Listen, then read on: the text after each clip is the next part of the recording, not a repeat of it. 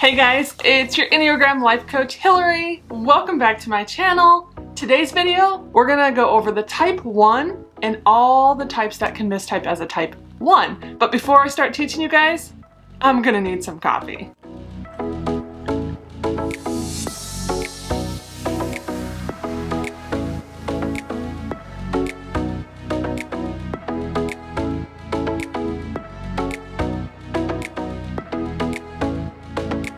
Hey guys, so okay, we got the coffee. It's all good.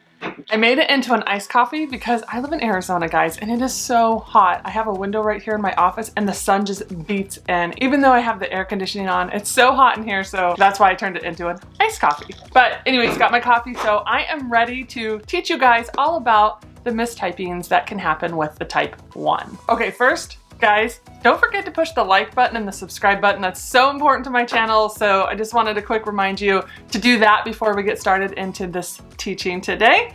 Why do people mistype? Why is that a thing? Well, it's because one, it depends on how much self-awareness you have. A lot of people take a test out there, they get their top 3 results, and a lot of time they think the first result is their type and then the next 2 are their wings. That is not true at all. Usually your top 3 results only tell you that your actual type is in one of those top 3. From there, you need to research those 3 types to see which motivations you most relate to, those core fears, core desires, core longings, core weaknesses of the type. That's gonna be your actual type. And then from there, we figure out your wing. The wings are on each side of the number. But I'm not gonna teach about wings today. I have all the videos made for all the types about wings, and I'll link the type 1's wings video down below. Okay, so let's start with the type 1 versus the type 2. This is not really a common mistyping. The only reason why it can get mistyped is because those 2 types have wings in common. So you have the 1 wing 2 and the 2 wing 1. And so sometimes those could get confused, but it's not as common as you would think.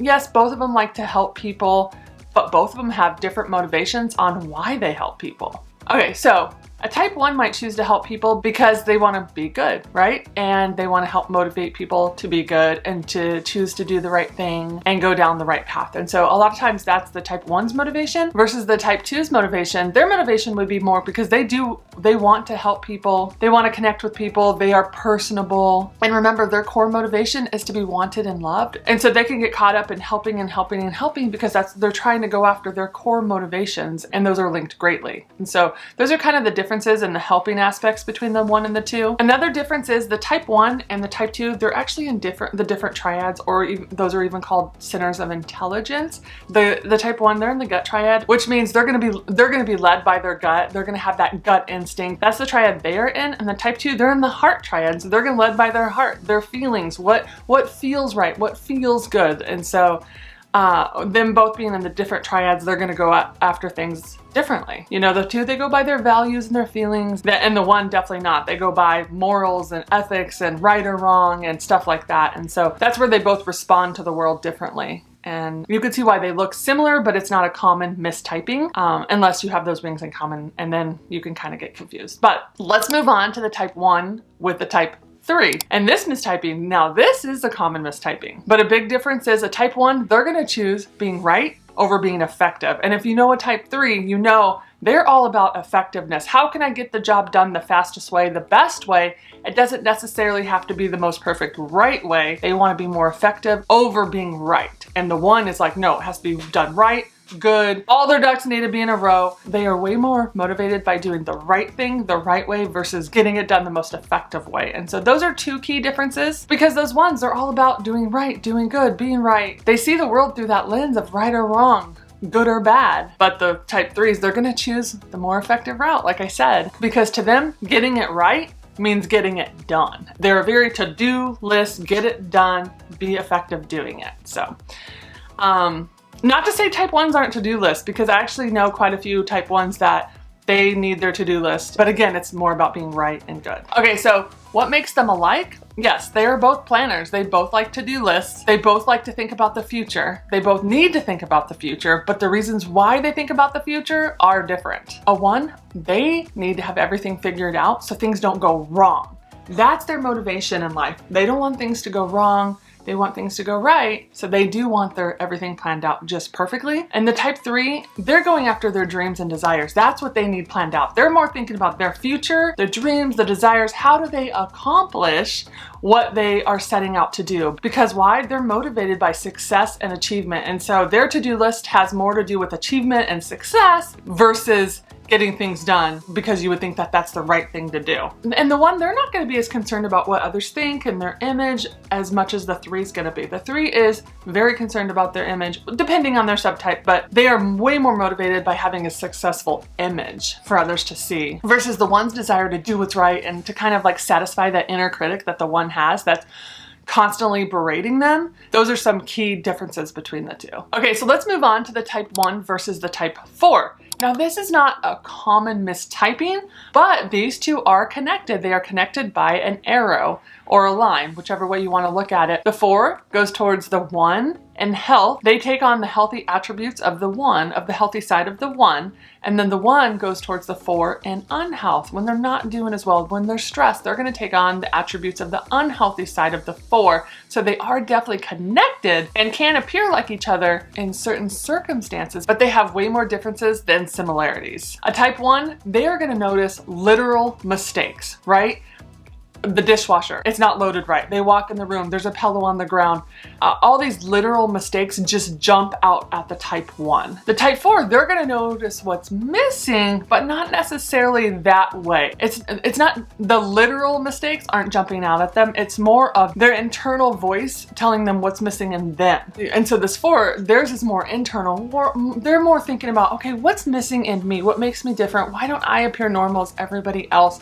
Those are the questions they're asking themselves. And they can notice things aesthetically that's missing, but they're not going to be the ones going to the dishwasher going, wow, this is not loaded the right, correct way, which, can I just tell you, I'm a type 9. I do not know the correct way to load the dishwasher. My husband does, who's a type 8, but me, I'm like, nah, as long as you get it in and you close the door and it washes it, it should be fine. But, and I know this is a 1 video and that probably just bothered you, so I'm sorry guys, but you guys know, you are born with the ability to just know how to do things right, and not everybody is. So anyways, I'm digressing. Let's get back into what makes the 1 and the 4 different and similar. 1s, they like rules and structure. Why? There'll be less errors. They don't want errors, they don't want mistakes, and so they like those rules and structures. The type 4, on the other hand, they want freedom.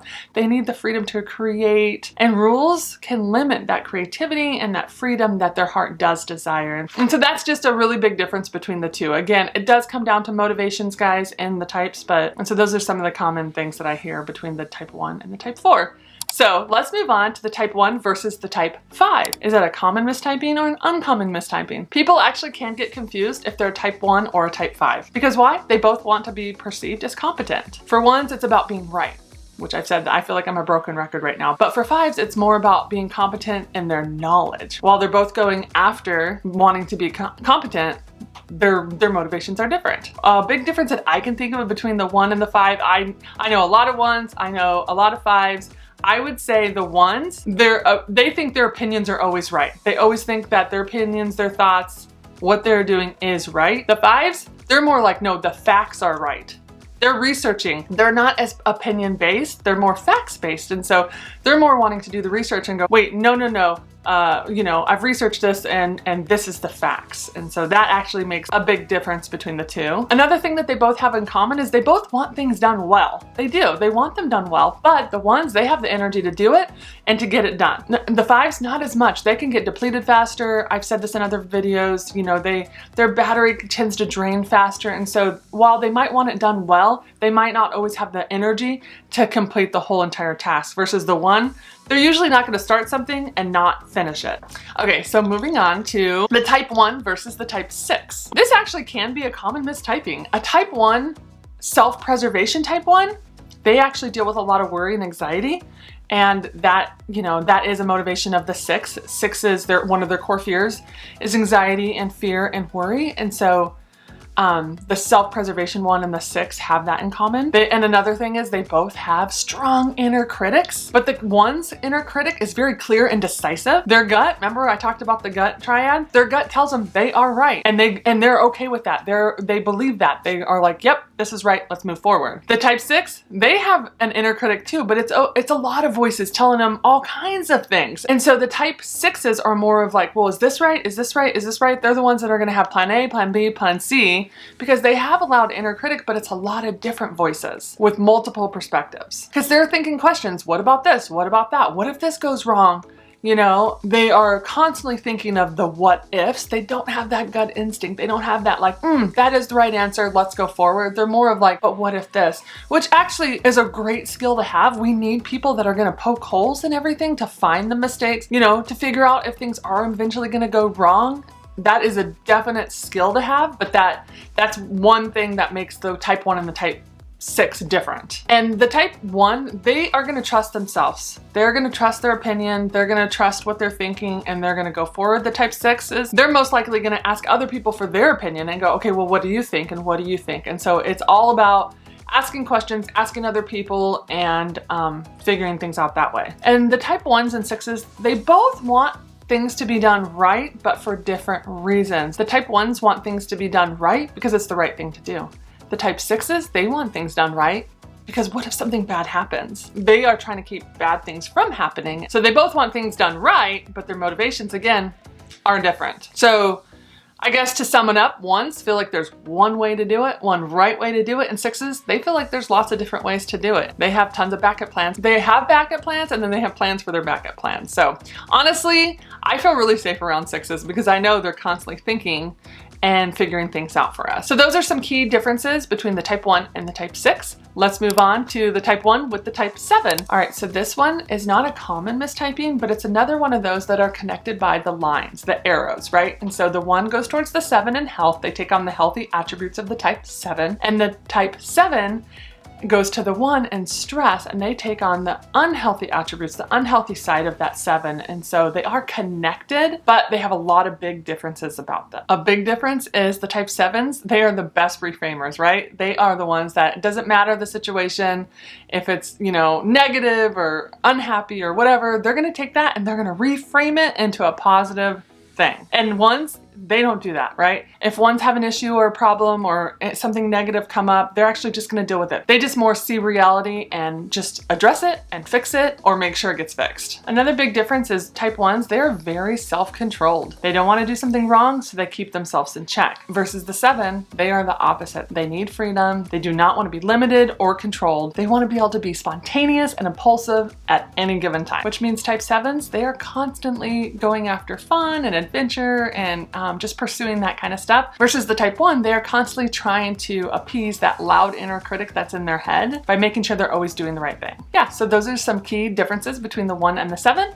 Let's move on to the type 1 versus the type 8. Now these two can be confused. This is a common mistyping because they're both in that gut triad. So they both go off their gut feeling, so that can look similar. They both are after justice and going after that. That's important to both of them. So they're both in that gut triad, which means they both deal with anger, but it looks differently. The type 1's anger is more repressed. The type 8s, they more outwardly express their anger. And so that's a big difference between the two, because a 1, they think that expressing their anger would make them bad. You know, it'd be like, oh my gosh, that would make me look like the bad person. So they don't want to express it, but they will repress it.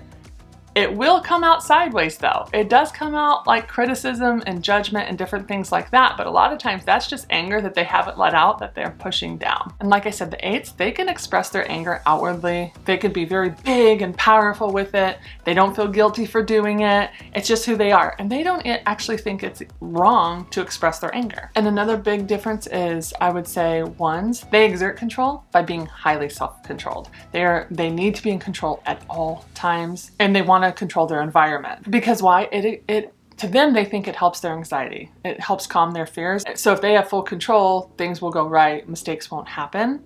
Versus the 8, they don't have as much self-control, and they usually will just go after what they want. And so that is a key difference between the two.